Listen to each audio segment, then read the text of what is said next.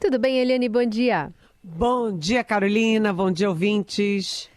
Na preparação, para essa reabertura dos trabalhos, o Estadão estampa hoje o presidente da Câmara, Arthur Lira, que está tentando a sua reeleição, distribuindo bastante dinheiro para os deputados aí, já que está sem orçamento secreto para convencer, digamos assim, o seu eleitorado. Pois é. O Arthur Lira não brinca em serviço, né? A eleição dele, ou reeleição dele para a presidência da Câmara é considerada pule de 10, é aquela aposta certa. Por quê? Porque o Arthur Lira juntou as duas coisas que mais valem nesse momento de reeleição para a presidência da Câmara. Ele juntou a força de um governo que está começando, o governo Lula, que apoia a reeleição dele, inclusive o PT apoia a reeleição dele, e a força dele próprio, que tem lá os seus métodos. Para muita gente, o Arthur Lira é um novo Eduardo Cunha, aquele que tem o comando da Câmara, que tem a Câmara na mão, mas isso custa, isso tem custo, e o custo, segundo o nosso Estadão, é de 70 milhões de reais para manter, vamos dizer, a tropa unida. O fato é que vem aí na semana que vem o foco vai estar no Supremo e no Congresso. Desculpa, porque a gente retoma as atividades do Legislativo e do Judiciário. E a gente vai ter a grande aposta é de uma eleição muito tranquila, muito consolidada do Arthur Lira para a presidência da Câmara. Lá no Senado, a situação também é tranquila para Rodrigo Pacheco. Pode ser um pouquinho mais complicada ali do que o Arthur Lira, mas bem tranquila. E o Rodrigo Pacheco, inclusive, se encontrou ontem com o presidente Lula, com o líder do governo Lula no Senado, que é o senador Jacques Wagner, e também com o ministro da Articulação Política, o Alexandre Padilha. Ou seja, o Rodrigo Pacheco tem apoio do Lula, tem apoio do governo, e a expectativa é de que ele tenha mais de 50% dos 81 votos. Mas, diferentemente do Arthur Lira, que não tem adversário, o Rodrigo Pacheco tem um adversário, que é o senador Rogério Marinho, bolsonarista de 4 costados, que é senador pelo PL do Rio Grande do Norte. Enfim, isso é importante e enquanto a gente está interessado nas presidências, lá dentro do Congresso, eles estão muito preocupados com os outros cargos, Não apenas as lideranças de governo e de partidos, mas também as comissões e também as secretarias e as 2 vice-presidências, as 2 da Câmara, as 2 do Senado, porque tudo isso significa poder, significa influência sobre os parlamentares, carro, uma secretária bacana, etc, etc, etc. Tem muita vantagem para o escolhido e também a ligação dele com o Congresso Nacional. Então, semana que vem a gente não vai ficar só falando de Lula e Bolsonaro. A gente vai começar a falar muito fortemente também de Congresso e do Supremo. O Supremo está com uma pauta, vamos dizer, mais amena por uma decisão da ministra Rosa Weber, que é a presidente do Supremo. Por quê? Porque ela não quer competir em exibição, competir em debates com o governo que está chegando. É a vez do governo, ela não quer tirar os holofotes. Mas mesmo assim, o Supremo sempre é o Supremo, sempre tem pautas de interesse de todos nós, de interesse da nação brasileira. Carolina. Eliane, a Polícia Federal hoje abriu a 3ª etapa da Operação Lesa Pátria para cumprir 11 ordens de prisão preventiva contra investigados por atos golpistas do dia 8, quando houve aquela invasão de bolsonaristas à sede dos 3 poderes em Brasília. Agentes vasculham 27 endereços no Rio, Minas, Paraná, Santa Catarina, Espírito Santo e Distrito Federal. É uma ofensiva contra crimes, por exemplo, como golpe de Estado e organização criminosa. Essa operação começou oficialmente aberta, né, na sexta, dia 20, quando os agentes foram às ruas e prenderam preventivamente 8 investigados, também sob suspeita de participarem ou financiarem esses atos. E aí a gente tem ontem um movimento do Ministério da Justiça por parte do ministro Flávio Dino apresentando um conjunto de medidas que devem compor uma proposta aí para combater e evitar esses atos. E é um pacote chamado de Pacote da Democracia e tem vários itens. Um dos mais polêmicos está sendo a questão de, por exemplo, a possibilidade de retirar postagens do ar em 2 horas e como é que essa avaliação vai poder ser feita, se tem ou não uma prerrogativa de enquadramento de fake news ou inverdades que estão publicadas. Queria te ouvir sobre isso. Essa é uma questão muito polêmica, Carolina. Realmente o pacote tem outras propostas, como, por exemplo, a criação de uma Guarda Nacional para cuidar dos entes, dos órgãos federais aqui em Brasília, que hoje estão sob o cuidado da Secretaria de Segurança do Distrito Federal, e a gente viu o que aconteceu no dia 8 de janeiro.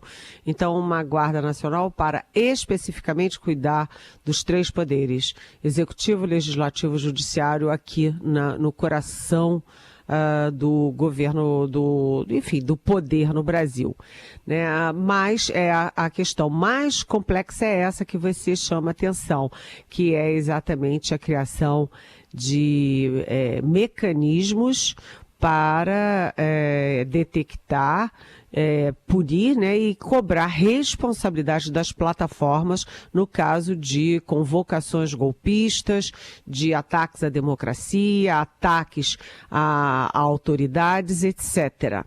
E aí uma das questões que pesa, né, que chovem críticas, é que o passado condena. E os 2 governos Lula, os 2 primeiros governos Lula, principalmente pelo cérebro, né, do José Dirceu, eles queriam criar o controle social da mídia. Né? O controle social da mídia tinha cheiro de censura. Né? Só pode escrever o que é bom para mim, o que não é bom para mim, o pau vai comer. Então, esse controle social da mídia que acompanhou o fim do primeiro mandato, segundo mandato, etc., né, dá a todo mundo, fica de olho quando o governo fala agora também em acompanhar e responsabilizar as plataformas no caso do antigolpismo, porque o medo é de uma censura prévia, de tentar induzir as redes sociais também para serem a favor do governo. Mas, atenção, gente, atenção. Uma das coisas que se diz desse projeto é que o executivo quereria ou gostaria de usurpar competências do judiciário no caso de avaliação, de acompanhamento de redes sociais. E aí eu fui conversar ontem, né, legislativo, judiciário, executivo, e na verdade houve um grande acerto, uma grande concertação entre os poderes para tomar essas medidas. Por quê? Né? Porque as plataformas, elas ganham muito dinheiro no Brasil, né? O Brasil é um país imenso, que tem mais de 200 milhões de pessoas. Hoje todo mundo tem internet, tem um celular na mão, enfim. E as plataformas ganham muito dinheiro aqui. Mas quando elas fazem alguma coisa errada, quando abrigam essa convocação de golpe, ataques às instituições, à democracia e a autoridades, elas dizem, eu só posso ser processada lá nos Estados Unidos, porque a minha sede é nos Estados Unidos. Por que elas querem isso? Porque a lei dos Estados Unidos é a mais leniente nesse caso. Sob o pretexto de liberdade de expressão, os Estados Unidos comportam tudo. Você pode postar qualquer coisa, até pedofilia na internet, porque é direito de expressão. E aqui no Brasil é mais vamos dizer, mais rigoroso. O ministro da Justiça, Flávio Dino, que está comandando esse processo, ele explicou ontem que não se trata de regulação das plataformas, não se trata de regulação sobre o que é e não é democracia. A ideia é criar responsabilidade para as plataformas dentro das leis penais brasileiras. E aí o Flávio Dino falou o seguinte: por que, né, que liberou geral? Como é que é isso? O que não pode nas ruas, não pode nas redes. O que um cidadão de carne e osso não pode fazer, né, um cidadão virtual nas redes também não pode fazer. Tudo isso vai ser englobado dentro das leis penais brasileiras, do Código Penal principalmente. Aí eu fui ouvir, como eu estava dizendo, eu conversei com ministros do Supremo e tal, e um deles aceitou me dar declarações. Foi o ministro Gilmar Mendes. Ele não confirma que houve essa concertação, esses poderes, disse que ele está longe em Portugal e que ele não sabe da concertação, mas provavelmente ele não quis admitir. Mas o que ele disse? Que concorda com o projeto, que é preciso sim responsabilizar os provedores, as plataformas, que hoje inclusive já são responsabilizadas no caso, por exemplo, de pedofilia, de tráfico de pessoas, que são cobertos por tratados internacionais.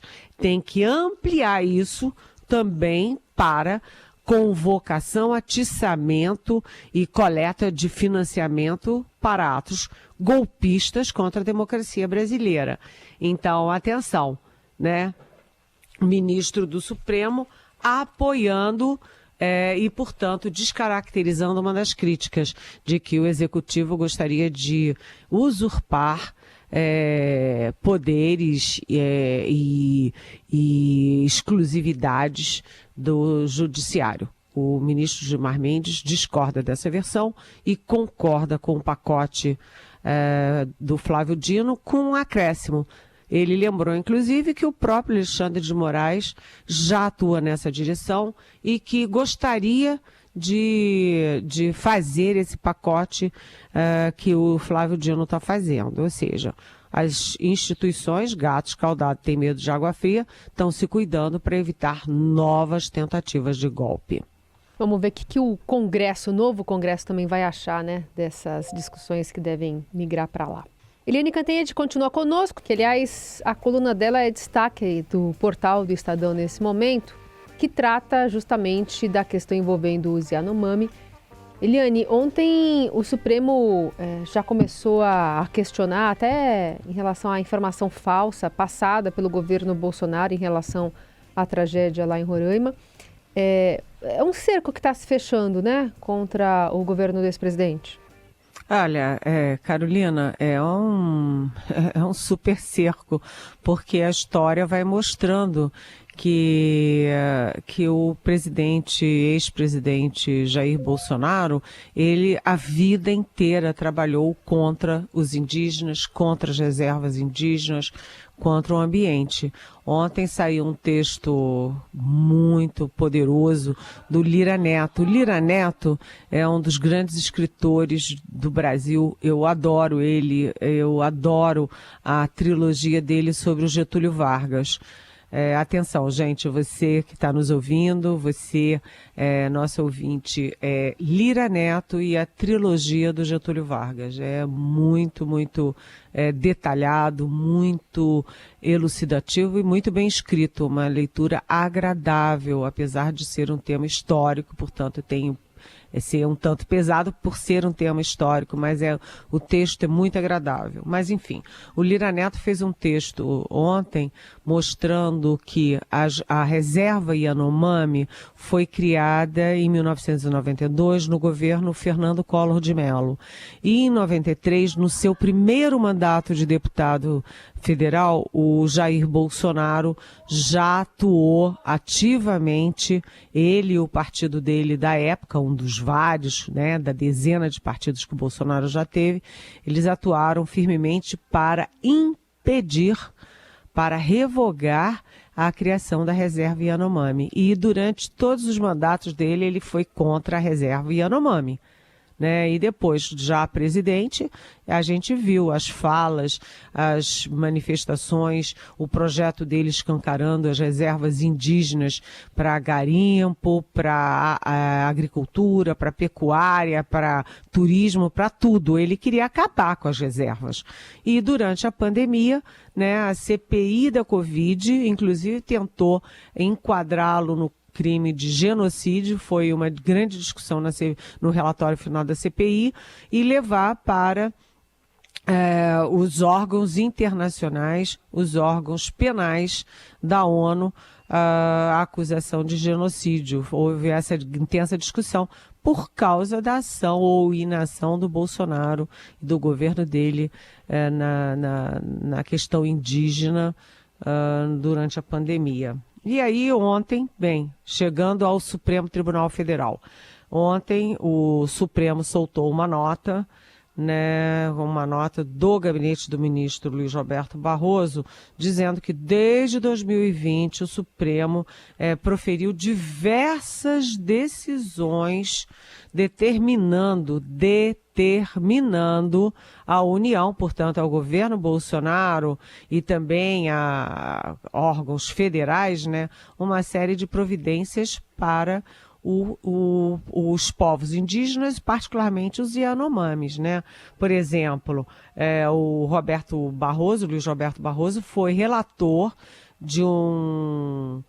para mandar executar, de uma ação obrigando o governo a executar um plano de enfrentamento à Covid-19 nas reservas indígenas, né, com medidas de segurança alimentar, atenção à saúde, criação de barreiras sanitárias para impedir a entrada não apenas de garimpeiros, mas de terceiros, porque a gente sabe que quando chega um não índio numa aldeia indígena, ele leva doenças que os índios não estão acostumados e que ficam sujeitos a elas, né? Num outro processo que ainda está tramitando, o STF determinou a execução de um plano de expulsão dos garimpeiros da terra Yanomami e de outras 6 terras indígenas, né? Então houve várias medidas do Supremo. E qual é a suspeita agora? Primeiro, que o governo Bolsonaro não tenha implementado as medidas determinadas pelo Supremo. 1. 2. Que tenha dado informações falsas, mentirosas ao Supremo sobre as ações que estava desenvolvendo, né, falsificando dados. Então, o Supremo entra nessa apuração, nessa investigação, e vai se fechando o cerco para mostrar o quão deletério o governo Jair Bolsonaro foi contra os Yanomamis, né? As fotos daquelas crianças pele e osso, né, subnutridas, doentes, são de cortar o coração. E isso atinge a nossa consciência nacional, nossa autoestima nacional, e joga o país, a imagem do nosso Brasil no fundo do poço internacional mais uma vez, graças ao senhor Jair Bolsonaro.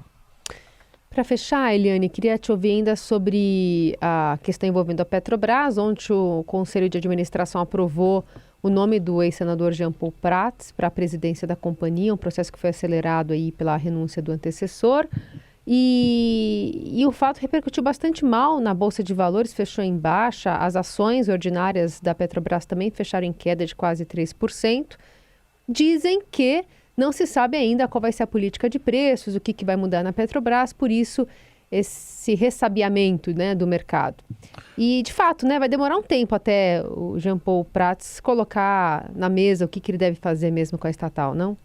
Olha, o Jean Paul Prats é um deputado do PT do Rio Grande do Norte. Ele nasceu no Rio, mas fez carreira, fez política no Rio Grande do Norte. Ele tem um belo currículo, né? Ele é advogado, ele é economista, ele tem pós-graduação na França e nos Estados Unidos, numa área muito sensível, que é a área não apenas de petróleo, gás, mas também na área de ambiente, combinando as duas coisas. Portanto, ele tem um belo currículo, ele tem vamos dizer assim, ele tem currículo para assumir esse grande desafio de presidir a Petrobras. A questão não é ele, a questão é o Lula e o PT, né? O que eles pretendem fazer?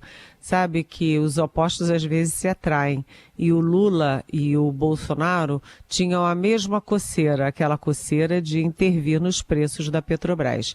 A Petrobras é uma empresa e tem que agir como empresa, até porque ela tem acionistas e ela tem responsabilidade com seus acionistas, né? E a responsabilidade dela com o país é ela ser uma empresa sólida, que traga lucros, dividendos para o país, empregue muita gente e inclusive para o Tesouro Nacional, né? Não é função da Petrobras fazer política social.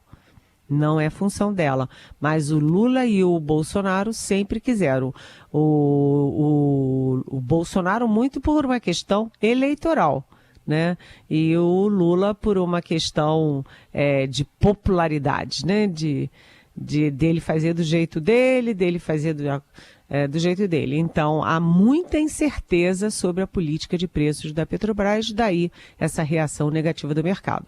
Aliás, só para concluir, hoje o Lula se encontra, já deve estar reunido, se não está atrasado, com os governadores das 27 unidades da federação e depois vai almoçar com eles lá no Itamaraty, possivelmente também com a presença dos presidentes da Câmara, do Senado e do Supremo. E nessa conversa os governadores vão cobrar, né, como os estados podem ser e devem ser recompensados pela desoneração dos combustíveis. Então, hoje, aquela primeira reunião do Lula com governadores foi uma reunião política de união pela democracia. Hoje é uma reunião de trabalho sobre os interesses dos estados e dos seus cidadãos. Vamos acompanhar. Eliane, obrigada por mais uma semana. Segunda a gente está de volta. Até segunda. Beijão.